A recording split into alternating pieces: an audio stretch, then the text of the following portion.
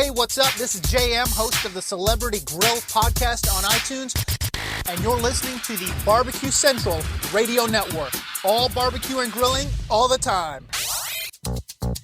You know, I was happy to have you aboard here for the really big barbecue show. keep on because You have a great show. I'm a big fan. it's got a lot of power. Come on, Greg. You're asking a guy whose team name is Pellet Envy. So obviously the answer you're going to get is no. We cook because we have to, and we grill because we want to. Fine, how's it going? Charbono. It's all about the Charbono, dude. I just like being anywhere with Junior, Senior, and Diva. Sounds like a whole other type of movie. Wow. Yeah, really. You could use it to fight off creeping marauders looking to take your steaks off your grills. So what seems to be the problem here? This man looks like he's dead, and he's in the crackle. But listen, Lavernius, shut your face. How hot is Kelly Ripa in person? Kelly Ripa is super hot. She's absolutely delicious. Oh, yeah. You could butter baste her and pint Twinkies with that girl. She's delish. Well, to put it briefly, let's just say I went to school. There's no Robert Porker who's in charge of pig meat out there. Is it not correct to properly classify you as Harry Sue's pit bitch? I was a pit bitch for 6 weeks. I had no shame. I was. Keep it hot, keep it clean, keep it lubricated. Succulent fish. What? This right here is the premier media outlet.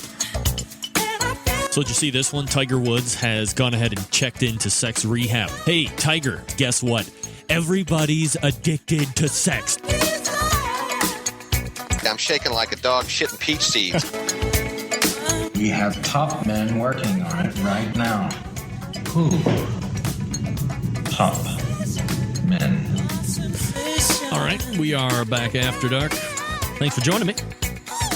Again, thanks to Kevin Roberts for joining me last hour. Also, Melissa Cookston happened to drop in when Derek Rich's was an unfortunate no-show, but these things happen here on It's Live Radio. Sometimes things happen. Also, from what I understand from Harry Carey, the fourth segment was a very large success, 3 winners. So that means you get the Barbecue Hooks is out, El Captain Seasoning, which is a brand new giveaway sponsor, and they will be graciously donating a bottle for giveaway each show here over the next couple months. It's great. You got to try it. And, of course, the Cosmos Q Injection Pack, one of the most sought-after, highly coveted prizes on the giveaway. Hey, just for Dave Elliott from Olathe, Kansas, can I get a quad? Yeah! He's a clone, I bet. If you don't know what that means, that's all right. I have people that I listen to in the car. You, what does it say? Intimidation. Imitation is the sincerest form of flattery. Or in my family, intimidation is the sincerest form of flattery. All right. Let's go ahead and see where our boy Ted Reeder is. Ted Reeder, obviously a famed cookbook author. He's been on a number of TV shows, all that great stuff. He'll be joining us from the landline tonight. So let's go ahead and race over to Hotline.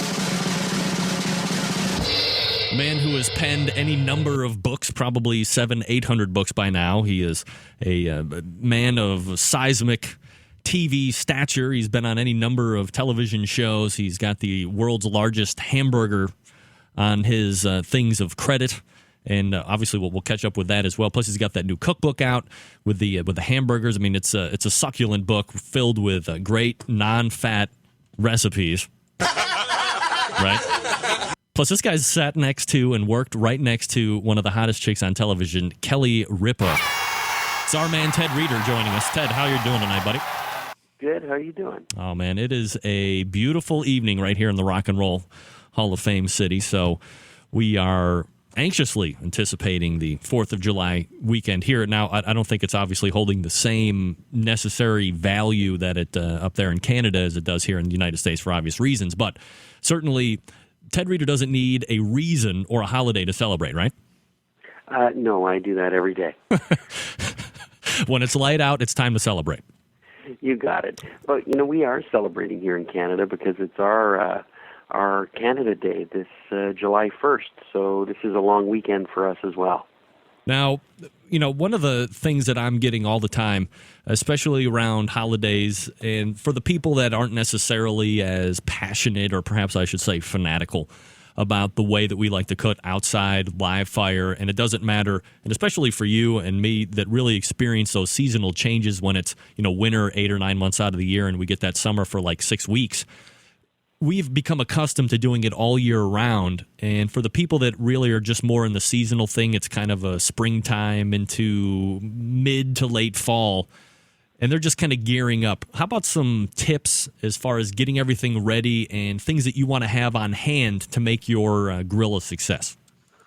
Well, number one is a clean grill is a healthy grill, and a clean grill is a hotter grill. So keeping your equipment in good working order and in top shape is one of the most important things to be ready for a weekend like this, where you're going to do a lot of cooking. So take the time to scrub it down, clean it out, make sure that everything is working properly, and load up on all the fuels that you'll need, whether it be propane or natural gas, or you're going to be using charcoal, or you're going to fire up your smoker. Make sure you got everything on hand to get things started. And then for me, it's a weekend of using what's fresh, what's local, what's coming about this season, and cooking for my friends and family, and keeping it simple. On a busy party weekend, I don't want to do stuff that's going to take my time away from enjoying that fest. It is about the fest, and it's about relaxing and having fun. So make it fun, make it simple, but make it tasty. One of the things, and I know we've talked about this in the past show, but for the people that might be new, you're obviously a guy who has had a substantial amount of culinary experience, whether it be professionally, trained or dealing in the business world. We always talk about when you're throwing a party, you've been to that party before where the host is running around like a complete tool, not enjoying his own shindig that he has thrown, catering to everybody because of poor planning. So when you talk about using what's fresh and keeping it simple, are there certain things that somebody who might be throwing a grilling party or a barbecue party this weekend might be able to look for up front to make their backside enjoy the party and be able to sip some libations and really take it all in with the people they've invited and the family? Well, make your grill the focal point. So if you're going to be doing a lot of cooking, you want to have people around you. You want to be able to chat with them. You don't want to have to go off someplace to find them in a corner of your yard or in the house. So bring the people outside. Bring them to the back patio or to the deck or to whatever you've got your grills and smokers on. And as well, put the beverages there. So if you get a really big ice bin filled with ice and lots of cold beers and sodas and having some wine or champagne or whatever you want to drink this weekend, a few bottles of Jack in my case, and always one bottle of tequila as a spare, I would say if you've got the cold beverages by the grill and you got the good food, nobody's going anywhere. They're coming to you. Now, a lot of people associate the 4th of July, this holiday, obviously with the birth of America and getting away from England and all that stuff. But as time has wore on, it's become a lot more about the cooking and the food. A lot of it associated with hamburgers and hot dogs. I'm not too concerned about the hot dogs necessarily, but you're a guy who's fresh off of releasing a burger cookbook that has like 1 billion recipes. And if you can't find something in there that doesn't trip your fancy, then you obviously aren't reading very well. But as far as the burger is concerned, just in general terms, what do we want to look at as far as fat content and meat ratio and kind of really building, and it doesn't have to be a specific recipe unless you'd like to share one of your favorites, but some of the basic burger techniques to ensure that we have a nice succulent burger for this weekend? All right. Well, this is a long weekend. This is a party weekend. So, you throw away all your diets and all the diet books and all your inhibitions, right, and you live in large this weekend, okay? Literally. You put everything away, you're going to live it up. So first off, you want a burger that's got some fat in it, because fat is flavor. And if we're going to talk beef burgers right off the bat, we're talking a minimum of about 18 to 20% internal fat. I like ground chuck because it's got a nice meat-to-fat ratio, and I like to grind it myself. But if you can find a local butcher that'll grind you that chuck, it's perfect. Now, keep the meat icy cold when you're going to make your burgers. And you can put whatever you want in your burgers. They're your burgers. As long as you're making these burgers nice and moist and juicy in the end, what you add to that burger is a personal choice. So if you want onions or garlic or mustard or Worcestershire or something barbecue sauce in there, you can do whatever you want. For me, I like to make really big, thick burgers. And so I add a very simple seasoning. And if it's just going to be salt, pepper, and garlic, because that's what my wife likes, is I'll make these baseball size, and I call them Beerlicious burgers because I'm going to inject them with a little bit of beer as they plank grill. And they're about 4 to 5 inches thick, like somewhere between a hard ball and a softball in size. Nice. Stuff that you got to flip your lid to eat them. And you don't push. When you're cooking those burgers, you don't push them, you don't squish them, you don't touch them, you just let them cook. Every time you want to squish or touch that burger, have a sip of beer instead. And on a long weekend, I think you'll be drinking lots of beer and just have lots of burgers going. But one of my favorite burgers is what I'm going to have for breakfast the next morning after a good night of festing them up big time. Pounding the jack, having some fun with my friends. I'm going to make my Captain Crunch waffle burgers. These are 1 pound, and I use my waffle iron to shape the burgers. And it's a combination of beef and pork, and I put Captain Crunch cereal in the burger mix. And then I use my waffle iron to press out a 1 pound patty that looks like a waffle. Then I throw that on the grill and I get it cooking. I make up my waffle batter. I put Captain Crunch cereal in the waffle batter, and I put it into my waffle iron, and I make waffles. And then you take that grilled burger and you top it with cheese and back bacon, Canadian back bacon or crispy bacon, whatever kind of bacon you want, a couple of fried eggs, maybe some grilled onions and mushrooms. You put that on top of the burger. It's all melting and ooey and gooey, and you stick it on top of those Captain Crunch waffles. And if you want to get really silly and decadent, you mix in a little bit of maple syrup with some Jack Daniels, and you pour that all over top of that burger. And I'm telling you, that hangover's gone, and you're ready to start the entire day. Oh, my God. Now, are you eating that like a burger, or are you actually going like knife and fork to eat that thing? Oh, well, if you do 2 waffles, you can eat it like a burger. If you want, you can eat it open-faced, or you can use a knife and fork. But mostly, you'll be a little bit tired, so you'll just be diving in with your face first. Is this a hangover creation for you, Ted? This is a hangover creation. This is the no-holds-barred, that when, you've got the wicked one coming on, and you need to get that day up and moving, this is what you need. Wow, I mean, that thing, it just sounds like you were dreaming that and perhaps a stupor and decided, you know what, today is the day we're going to actually do this bad boy. It sounds absolutely, as you said, decadent. There's probably no other better descriptor than hearing that hamburger with waffles and Captain Crunch and all that great stuff. One of the other things that I know a lot of people are going to be doing, and I think there's a very large propensity to ruin these very quickly if you're not cooking them the right way, is like bratwurst or sausage. Do you have a couple recommendations on how to not split it or pop it or blow it up? Yes, there's 2 things that I do. One is if I want to take my time and I've got lots of time to spare, is I put my brats into a pan and I pour in a couple bottles of beer and I bring them to a boil on the grill and let them simmer away in the beer so they infuse with lots of beer, and then I throw them on the grill and roast them up pretty quick. The other is I just take my brats and I put them on the top rack and I close the lid and I let them go low and slow, indirect, and roast on the outside so that they're not going to split the casing and lose all that valuable juice and the fat on the inside that's going to run down your chin when you bite into it. And then when you're doing a good brat, like for me, a brat that's been braised in beer and then finished on the grill, I actually like to top it with a little bit of peanut butter, some crispy bacon, some Miracle Whip, and some raw Vidalia onions, and that's how I like my brats. But with a burger and a dog, you can put whatever you want on it. And these are just some of the best off-the-cuff recipes that you are doling out here tonight. I mean, are you the same thing on a hot dog? Is it got to be lower heat, or is that a whole different monster? It varies. It depends on the dog that I'm doing. I prefer just going low and slow.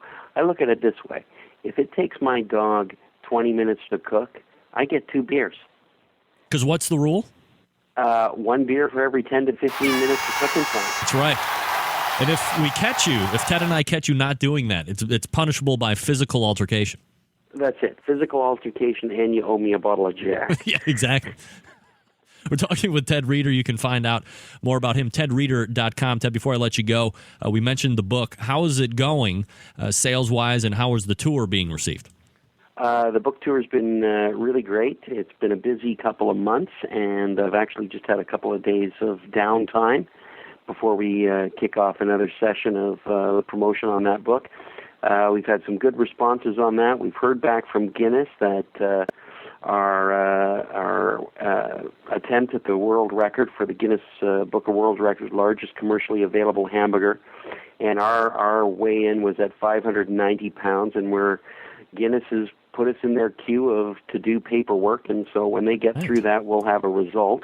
But 590 pounds is what we've got going right now, and we're pretty excited about it. It's been a delicious summer so far. If you get the accreditation from Guinness, does it really make the whole effort there? I mean, we could certainly do a whole nother segment about that burger again, but does that really kind of lend the credibility to that whole effort? Is Guinness viewing it as such? Yes, it does. I mean, it sort of solidifies it and gives it the stamp of approval that, hey, we did this and we did this right. And I mean, a couple of weeks ago, some Australians claimed that they had just made the Guinness Book of World Records for the largest available hamburger. And they came out with a burger at 198 pounds. So I had my publicist send them a nice little note saying, 198 pounds may have beaten the current record by 10 pounds, but you're not even close to my 590-pounder. So, go big or go home. You better practice. That's right. Words I live by, go big or go home. Ted, before I let you go, any other books that are in the offing we'll be able to look down the pipeline for? I just finished writing a book and doing the photography on a book that'll come out in 2011. It's called Beerlicious, and it's 101 recipes and 101 different beers, all paired together to make it beerlicious. So it's about grilling and chilling and having some fun and enjoying grilled and smoked foods with your favorite brews. Ted, one last question before I let you go. Where do you sit currently on, is LeBron James going to sign with a different team, or is he going to re-sign with the Cleveland Cavaliers? Oh, I'm not really sure, but I'd just rather go down the street to the Tap House and have an amazing grilled cheese sandwich there. It's all the rage here in Cleveland for whatever known reason that would be. But I figured, why not, for the guy that knows how to build the best burgers and hot dogs and brats in the world, get your expert opinion on NBA free agency. Well, I think LeBron, he's got it all sewn up there with that bubble gum that he's got flavored there by Bubble Yum. And I mean, I really think that they should have a barbecue flavored barbecue gum out there. Something with a hint of smoke and a little bit sweet, but maybe LeBron would be interested in tagging that. But if he stays with Cleveland, that would be great for the town of Cleveland. I've always had a good party in that town. And any city that's that close to Sandusky with all those great roller coasters, you got to have a blast. That's right. And this is Ted Reeder. Again, be sure to pick out his book with the hamburgers. It's available along with any number of his other cookbooks that he has out. As Amazon.com is the place you can go to find, or you can find them out there. TedReeder.com is his website as well. Ted, as always, I appreciate you coming on, making time for the show. Happy 4th of July and Canada Day to you, and we will look for you again next month. You got her. Have a great weekend, and, just get out there and have some fun. Make it tasty. That's what it's all about. Thanks, Ted. I appreciate it. Cheers. There he is. Teddy Reeder, baby. Yeah. Man, are you kidding me? That guy is crazy. What was that burger? What was that burger he was talking about? Are you kidding me? Oh, my Lord. Captain Crunch with waffles and a pound burger. And oh, my. Doctor, I'm having a heart attack. Oh, my Lord. That was something. All right, let's go ahead and get my correspondent up. We're done with the cooking portion of this show, ladies and gentlemen. This is where we recap the DC barbecue battle. So if you're not inclined to stay on board for this segment, feel free to jump off, and you can catch the podcast tomorrow at some point when I have it up. Otherwise, stick around. We have a bunch of different sound bites from varying teams that our embedded correspondent, Kelly Dodd, has filed for the show for this week. To recap, she was up there. Her dad was actually a judge there on the KCBS side of things. So let's go ahead and race over to the hotline. And for the very first time making her show debut, it is the official and only, I believe, the official correspondent for the Barbecue Central radio show. Kelly Dodd joins us. Kelly, how are you tonight? I'm doing good. How are you? Oh, man, I am absolutely fantastic. First of all, I appreciate you making time for the show tonight. You've done a number of reports where you've filed in through, and we've played the audio sound bites, but to actually have you live tonight actually kind of jazzes it up and spins it out. Is this kind of like a whole big moment for you or what? I'm really excited. Honestly, I'm just really proud of all the work I've done, and it's a really good opportunity, and I've had a lot of fun doing it at the same time. So, Kelly, you go down to, or is it down or up for you where you're located to D.C.? Just a little up. Okay, so over, but you go just a little up and over to D.C. and kind of view the big D.C. barbecue battle. Of course, this is one of the more interesting competitions, much like the Murfreesboro, Illinois competition that Mike's Mill hosts, where it's a MBN-style competition one day, and then they turn around the next day and go KCBS. So you have a number of different teams out there. And while it probably wasn't nearly as big in team count as the Pork in the Park contest that you covered for me a couple of months ago, this one really had some of the who's who of any different sanctioning body. So as you were kind of combing the grounds and chasing down interviews, was there any team that really struck you personally, and it maybe wasn't one of the teams you interviewed, that you really got a kick out of or that you found fascinating? Honestly, I found all the teams to be really cool, interesting, different in their own ways. I was actually more fascinated by the NBN style in general because I had never seen one of those types of events. And I just thought it was really interesting because I happened to be there around the time of the judging.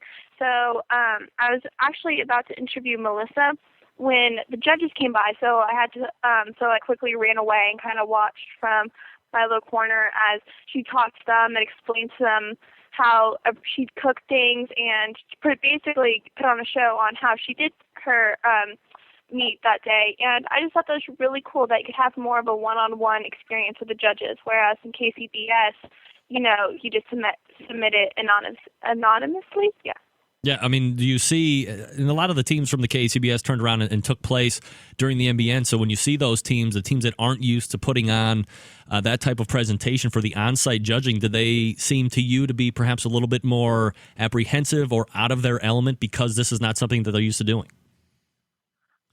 A lot of teams seem to be more concerned of the concept of the MBN style more than the actual judging.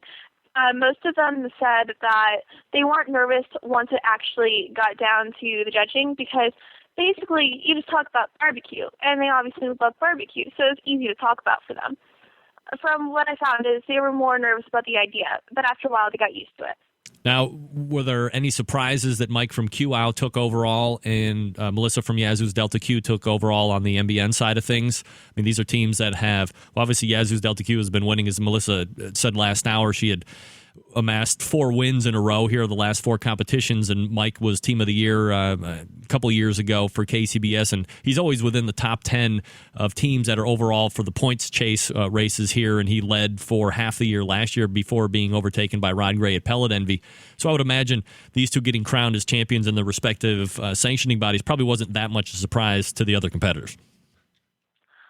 It wasn't much of a shock to me personally because I had done some research about about each of the teams that you had me interview. I was actually quite happy because I had interviewed these teams beforehand, so it's really cool to be able to go up to them afterwards and say that, well, now that you've won, how do you feel everything went? So I don't know about the other teams, but I can personally say I wasn't very surprised. All right, so as somebody, I mean, you're obviously not necessarily heavily steeped into what competition barbecue is all about. You have a desire, at least at this point, to pursue something in broadcast journalism, whether it be on the radio or the television side. I have a face for radio, and that's why I do this.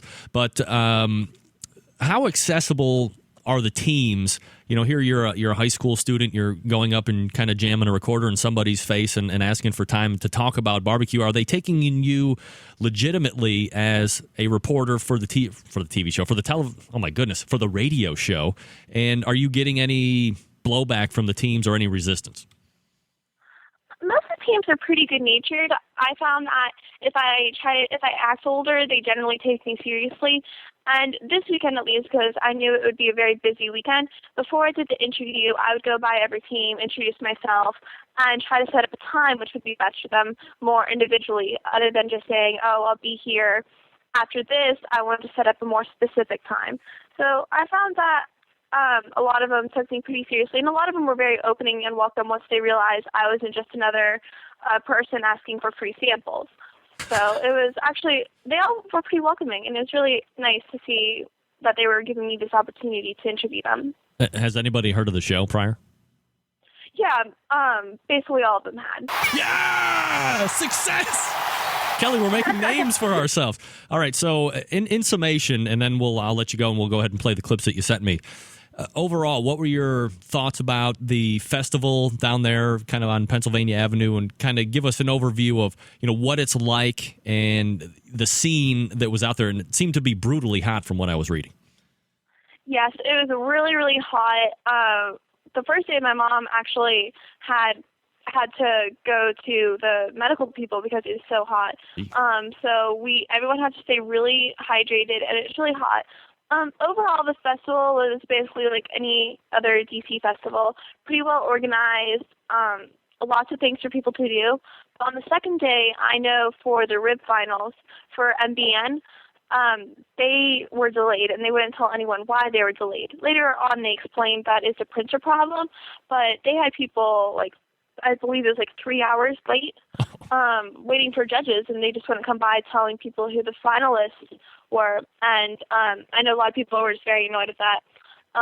Overall, other than that, it's pretty well planned, and it was just a really good festival, and I think a lot of people enjoyed it other than the heat, because the heat was terrible. Yeah, he can always be a killer. So, Kelly, do you have any other competitions in your sights that you're going to be doing some reports at here in the future that we can look forward to? I'm sorry, what? I said, do you have any other competitions that are going to be coming up here over the next month, 2 or 3, that you might be filing some more reports with? I'll be doing some more in the fall. We're going to take the rest of the summer off because my stepmom's actually pregnant, so we're going to take the rest of the summer off for the baby to come, and then we'll be back. I'll be back personally, our team in West Virginia for picking in the Panhandle. All right. Well, make sure now, since your dad's going to go down, Brian, and he's going to compete there, make sure you get him on the interview because I owe him. Yeah, I will this time, I promise. All right. Again, this is Kelly Dodd. She is the one and the only really true and valued correspondent for the Barbecue Central radio show. Kelly, I appreciate the work you do, and thanks for coming on tonight. Thank you for letting me do this and for the opportunity. Oh, no problem. There she is. Kelly Dodd, embedded reporter for the show, baby. All right. So let's go ahead and get to these clips. Most of them are 3 minutes or less, except for pork barrel barbecue, which seemed to run a little fat in the mouth. They're 7 minutes and 6 seconds. Oh, what are you guys talking about that long? Come on, let Kelly out of the trailer for crying out loud. All right. Here is the first round interview with Melissa Cookston of Yazoo's Delta Q. Stand by for this. I know nothing. This is Kelly Dodd reporting for Barbecue Central Radio with Melissa from Yazoo Delta Q. All things considered, how do you feel the cook went? And are you confident with your turn-ins? Well, we triple finals, so that's always a good sign. I felt really good about the hog. I feel real good about the ribs. The shoulders were okay, but we'll have to see what happens. Was there a particular category that gave you trouble? Nope, not this weekend. We cook a whole lot, so consistency is the key, and the only way to do that is cook it a lot. And so we're pretty much old pros at getting things to come out consistent every week. Aside from your team, who do you think has the best shot at winning each style this weekend? I won't comment. All right. That's bad luck. You've cooked a handful of KCBS-style events now. Do you find it is getting easier each time you do it? It is. Of course, anytime you do something, the more you do it, the better you are, the more proficient you become at it. And, we're getting quite comfortable with Kansas City. I really, really like the brisket we turned in this week. I'm really happy with all of it. Do you work different cooking plans for each style, or are you working off a modified version of your MBN plan for your KCBS side? No, we totally separate the two. We cook our Memphis style the way we always do, but for Kansas City, it's a whole different ball game. We have a different game plan going in, different flavors, different textures, and I think you have to. I don't think you need to carry what you do onto a different circuit from a different region. Since you recently won Memphis in May, do you find this puts a target on you, and does this add any pressure to your team? I have a bullseye that's bigger than I am on my back, which, I'm okay with that. I like being the underdog because we're the low-key team that, is not real arrogant, but I definitely have the bullseye. This is a very different event because it has both KCBS and MBN back-to-back. Do you find this setup more challenging, or does it motivate you more? I think it motivates me more. You have to do two totally different ribs. Two totally different types of ribs, two different flavors, two different tenderness profiles. And it's challenging, but it's something that we love to do. Are you excited, not excited, or indifferent for Season 2 Barbecue Pitmasters? Definitely excited. Can you cook a rack of ribs raw in 40 minutes at a pit temperature of 225 degrees? No way, no how. Where will you be cooking next? Indianola, Mississippi. Good luck to you. That was Melissa Cookston from Yazoo's Delta Q prior. This is Kelly. Hold on, Kelly. Prior to winning the Memphis in May, or the Memphis Barbecue Network side of things. And here is Mike from QOW. Reporting for Barbecue Central Radio with Mike from QOW. This is a very different event because it has both KCBS and MBN back-to-back. Do you find this setup more challenging, or does it motivate you more? It's kind of challenging. It's a lot more work. We have to bring a lot more equipment in. We have to have tables and chairs. We have to bring garnish for the cooker itself. Whereas KCBS, it's more defined, and the MBN is something we haven't done before, so it's a little more challenging for us, yes. All things considered, how do you feel the cook went, and are you confident with your turn-ins? Well, yesterday, I don't know if it's because of the heat and humidity, but our ribs turned out a little dry. I think our chicken was okay, the pork was okay, and we had pretty good brisket. It was really good. Was there a particular category that gave you trouble?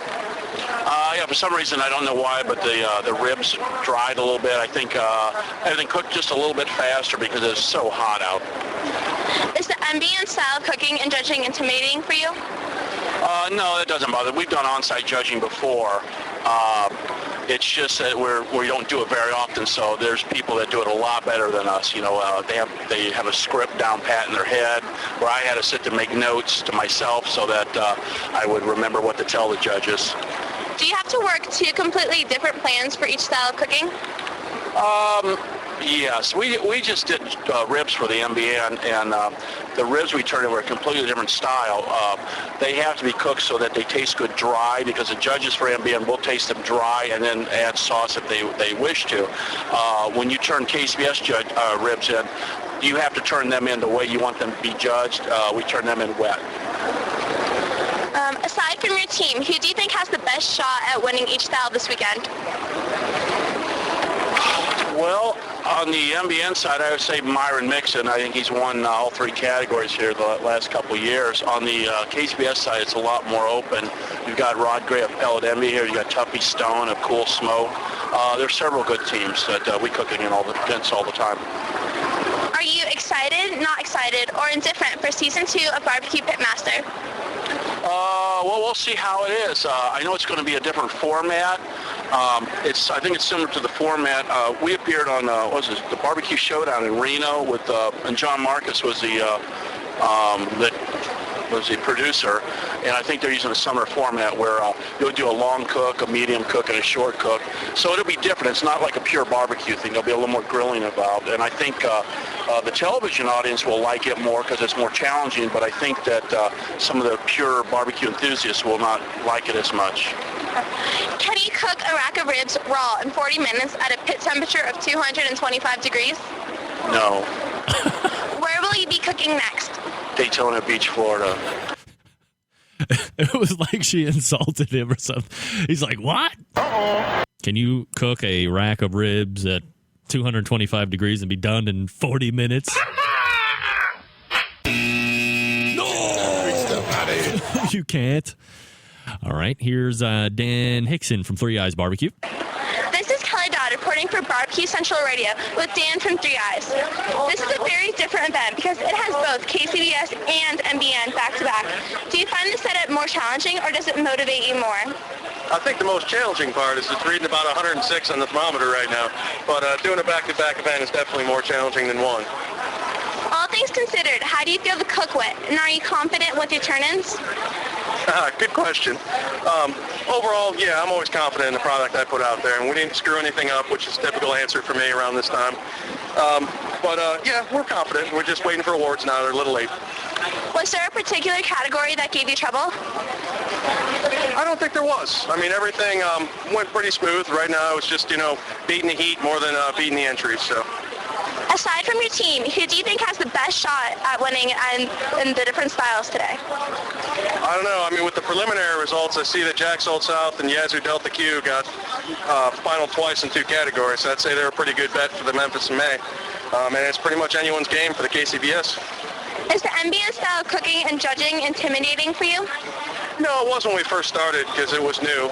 But this year's our 3rd time doing it, and the on-site's not really intimidating at all anymore. Do you have to work 2 completely different plans for each style of cooking? Absolutely. We cook about 13 racks of ribs when we do ribs for Memphis in May, and we have to start them about an hour earlier. So that's really the only game changer, and it's actually less work. So that's a big change. Are you excited, not excited, or indifferent for Season 2 of Barbecue Pitmaster? Oh, I'm excited. Looks to be a good show. I mean, I know there's a lot of hubbub about the format change, but any change could be for the good as well as for the bad. Can you cook a rack of ribs raw in 40 minutes at a pit temperature of 225 degrees? No, I can't. Where will you be cooking next? Louisa, Virginia, at Bill Small's competition. See what happens when you don't string the info together properly. I'm going to guess that all of these people say that you can't cook a rack of ribs. I mean, you can't do it. I mean, you can if you want to die. Uh-oh. You want to die? I don't want to die. I'm a man. I'm 40. That's right. All right, here's the next one. This is Kelly Dodd reporting for Barbecue Central Radio with Rod from Pellet Envy. All things considered, how do you feel the cook went, and are you confident with your turn-ins? We don't try to figure out our turn-ins anymore. The stuff we love, they hate. The stuff we hate, they love. So we're just waiting to awards to see how we did. Was there a particular category that gave you trouble? No, we did fine both days. Didn't really struggle much. We are cooking on a brand new pit. It's maiden voyage and the second cook ever right here in D.C. So we had a little pit work to do, but overall we're happy. Aside from your team, who do you think has the best shot at winning each style this weekend? I would say that Mike and Beth Wozniak from QL probably have a great shot at the KCBS event. I would say prophetic. Stone and the Cool Smoke team probably have an excellent shot at winning the KCBS event. There are tons of great teams here, so mentioning those 2 really doesn't do it justice. I would say on MIM, this is Myron Mixon and Jacksonville South Honey Hole. They win this thing year in and year out. They won all 3 categories last year. I think they've done that several times. Yazoo Delta Barbecue is another odds-on favorite for the Memphis and May style event, so I'd have to go with one of those two teams. This is a very different event because it has both KCBS and MBN back-to-back. Do you find this setup more challenging, or does it motivate you more? This is definitely more challenging. We don't get to move in until midnight on Friday night for a 6 p.m. Saturday turn-in. That is a shorter window of opportunity than we're used to. We're on Pennsylvania Avenue. We're just off of it, and there are a lot of hurdles here, which makes it both challenging and exciting. Is the MBN style of cooking and judging intimidating for you? A little bit. It is. It's not something it's really not our strength. The on-site judging probably throws us just a little bit. We're very confident in what we cook and how we cook it. We think our meat will represent us well, but yeah, we are a little bit intimidated with that style. Do you have to work 2 completely different plans for each style of cooking? No, absolutely not. I'm cooking the same style, ribs for both events, so that's not an issue for us. We just think good food is good food, so no, we don't change it up for MBN. Are you excited, not excited, or indifferent for Season 2 of Barbecue Pitmasters? I'm excited for it. I'm anxious to see what goes on in season 2. Different style, something we're in the dark a lot. Got a lot of good friends going to be on that show. I'm excited to see it. Can you cook a rack of ribs raw in 40 minutes at a pit temperature of 225 degrees? You can cook them. They won't be done, but they'll be cooked. Where will you be cooking next? Be in Daytona Beach, Florida, cooking the Daytona 500 next weekend. Wow, Daytona 500, baby. Rod Gray from Pellet Envy. Very prophetic. He picked Mike Wozniak from QO to win. That was his call also. He did mention Jack Sold South and Yazoo's Delta Q. Right on both accounts, Rod. Very good. You are correct, sir. You are correct, sir. Here's the next one. This is Kelly Dodd reporting for Barbecue Central Radio with Scotty Johnson with Cancer Suck Chicago. All things considered, how do you feel the cook went, and are you confident with your turn-ins? Honestly, I was very confident with everything that I was able to turn in. It's a unique contest with our timelines in that, which is a KCBS cook. It tends to put us a little bit out of sorts, but otherwise I was very happy with everything. This is a very different event because it has both KCBS and MBN back-to-back. Do you find this setup more challenging, or does it motivate you more? I'm motivated by a challenge, so honestly, this is awesome. If you're going to be the best, you got to beat the best, and I love this whole setup, so I'd definitely do this type again. Was there a particular category that gave you trouble? No, this weekend actually everything went pretty good. It was a little bit difficult cooking all the ribs for the Memphis and May contest, but they all got done and how I wanted them in time at the end, so all good. Is the MBN style of cooking and judging intimidating for you? It was completely different for me. My first time I've done a MBM type event, and I was probably more worried about it than what I really need to, because all you really need to do is talk about, what you know and what you love to do, and we all know how to do that as barbecuers, so good to go. Do you have to work 2 completely different plans for each style of cooking? This is completely different cooking than what I do in KCBS, so yeah, completely different. Aside from your team, who do you think has the best shot at winning each style this weekend? I hope Pickin' Porkers win. They're a team out of the Carolinas that actually donate money back to my foundation every time they win money. So I'm rooting for them. In the KCBS, it's a tough crowd. There's some real big heavy hitters here. So you never want to, I want to say I'm at the top, but who knows at the top right now. Excited, not excited, or are you indifferent for season 2 of Barbecue Pitmasters? Honestly, I was a little upset with their format they're going to do now. I don't really consider it barbecue when you're throwing stuff like that out. I love the whole setup of the first season where they actually showed people what we really do as barbecuers, where this is just a made-for-TV event. So, honestly, I'm not that excited about it. Can you cook a rack of raw ribs in 40 minutes at a pit temperature of 225 degrees? Only if I had about 5 gallons of yellow mustard and act like an idiot on TV, yeah, I could probably get it done. Where will you be cooking next? From here, we go up to Lake Placid, New York, and hopefully they have some nice 74, 75-degree temperatures, about 30 degrees warmer than here, so that'd be really nice. Oh, man. Scotty bringing the hammer, baby. Get that big stuff out of here. Scotty Johnson. Only if I have 5 gallons of yellow mustard and act like an idiot on television. Really? Oh, my goodness. Idiot alert. Idiot alert. Man's game, bitch. All right, here we go. Now, just so you know, by the way, Centralites, that the Barbecue Central Show Karma does work. My next guest sent in the T-shirt, DeGuayo Barbecue, sent in Kit Rudd, sent in the T-shirt last week. I housed it on the broadcast last week, put it up on Facebook. You can go see it. And somebody got a 10th overall finish on the KCBS side of things. Yep, way to go, Kit. Karma lives, baby. Karma lives. This is Kelly Dodd reporting for Barbecue Central Radio with Kit from DeGuayo. This is a very different event because it has both KCBS and MBN back-to-back. Do you find this setup more challenging, or does it motivate you more? Well, yeah, Kelly, it's very, very challenging. The combination of this very bad heat we had here combined with the two different sanctioning bodies, makes for a very, very, very challenging contest. It took a long time to get everything set up. We had to think smart, and we had to work smart to get everything done in time. All things considered, how do you feel the cook went, and are you confident with your turn-ins? I think the cook went well. We felt very good about our chicken and our pork in the KCBS. We'll see how it goes with the ribs and the brisket. So, yeah, I think that we felt really good about our outcome. Was there a particular category that gave you trouble? I think the ribs were a little bit problematic. I think they were maybe a little overdone. It seems to be a problem we've been having recently. Something we need to work on. We'll see how it goes. Aside from your team, who do you think has the best shot at winning each style this weekend?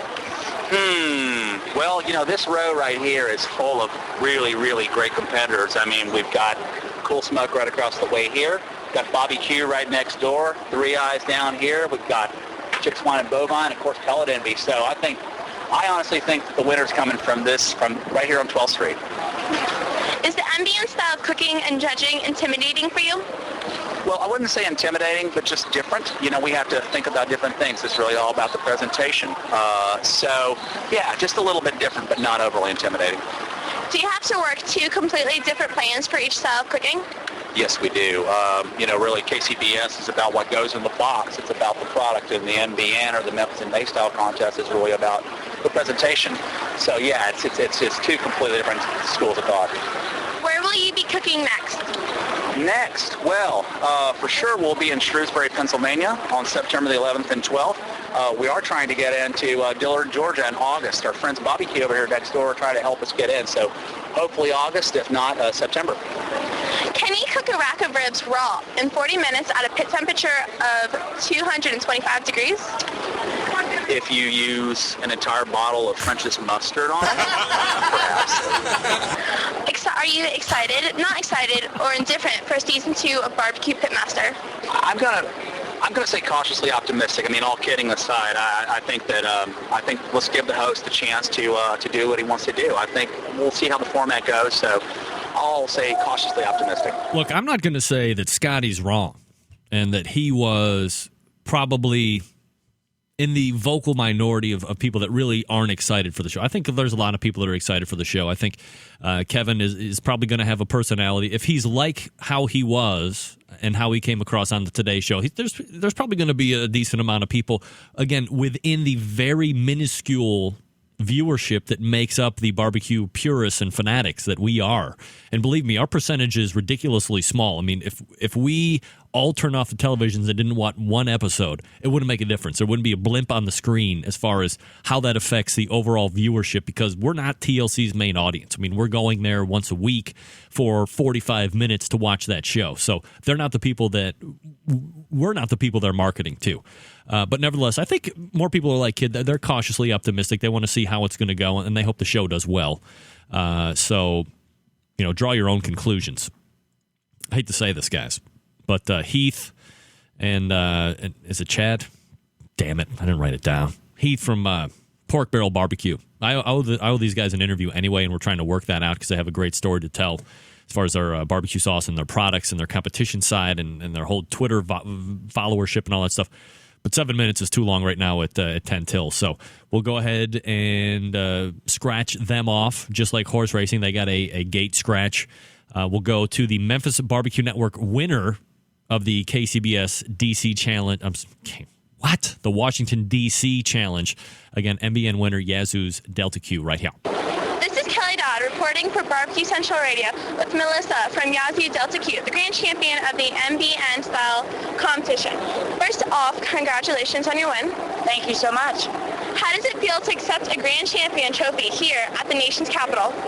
Well, the national championship is pretty nice. We won the world championship in May, so this is a great thing to add to our trophy case. How confident were you? How confident were you in a victory this weekend?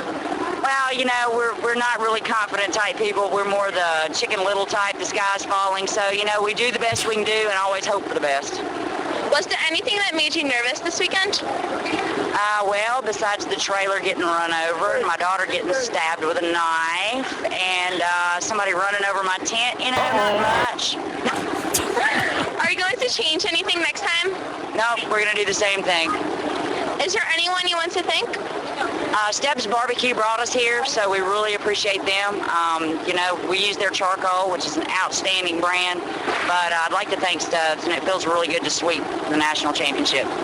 Congratulations again on your win. Thanks. Appreciate it. Yeah, I agree. Stubbs actually makes a very good charcoal. I believe that is actually manufactured by Cowboy, and a lot of people bash their Lump brand, but the Stubbs brand of hardwood all-natural briquette is actually a very good performing fuel, and that can be found, well, at least up here in Cleveland, it can be found at any of the Lowe's outlet superstores that you have around you.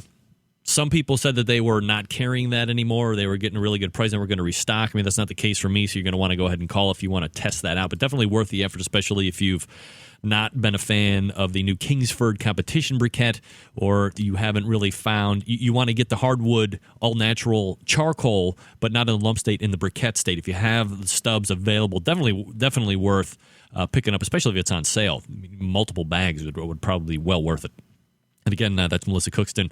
After they won, I think you have to be, I know maybe you don't want to say that you're feeling it a little bit. I mean, 4 wins in a row. You got to be feeling a little bit. Chicken Little. Believe me, that's chicken big now.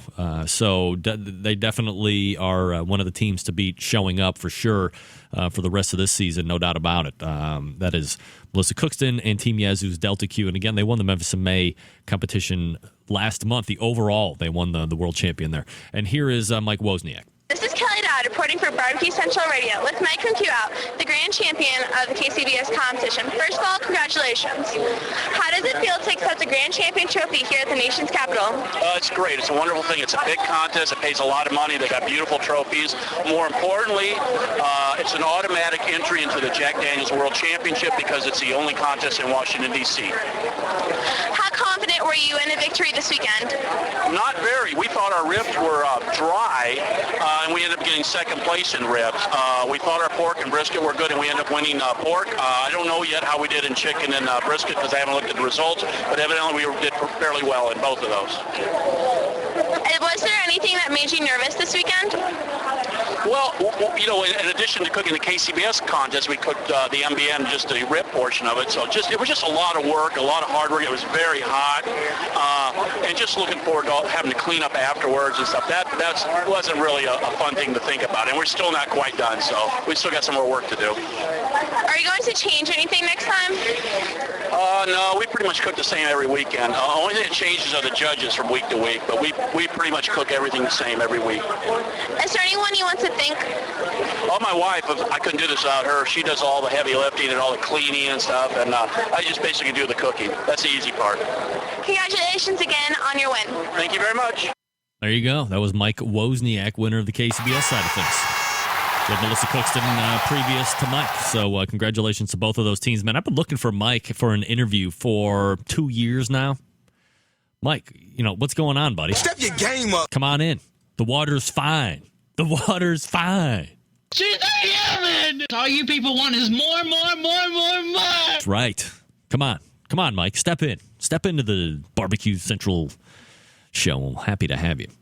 Talk about barbecue, man. It's what you love to do, right? Anybody knows Mike, tell him to give me an email. I'd love to book him. On the show. Talk about what he's got going on. All right, let's call it a day. Oh, that was loud. Here we go for the rundown of people to thank. Way back at 9:14, Kevin Roberts, host of the brand new season of Barbecue Pitmasters, that's season 2, joined me, owned up to the fact that he's no barbecue master, but he's obviously has the cooking background. He's got the restaurants to prove it, the cookbooks to prove it, the TV show to prove it. Like I said, you might not want to hear it. I'm looking up at him. So thanks to Kevin Roberts for coming on. Appreciate that. Also, thanks to Melissa Cookston bailing my ass out when Derek Riches no-showed on me for the third segment. But that's all right. We'll reslot Derek for next week or the week after, whenever he can fit it in. So, again, congratulations to Melissa Cookston of Yazoo's Delta Q for their win on the MBN side of things at the nation's capital this past weekend. And, of course, Ted Reeder coming in hard and strong with that burger recipe and that breakfast burger recipe.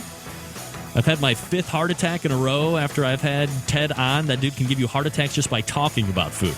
TedReader.com is his website. Also, and finally, thanks to Kelly Dodd, the official Barbecue Central reporter, Barbecue Central show reporter, Barbecue Central radio show reporter, for filing those reports at the D.C. Barbecue Battle. Also nice getting her up live and having her thoughts about how the event was and how these people are treating her out there.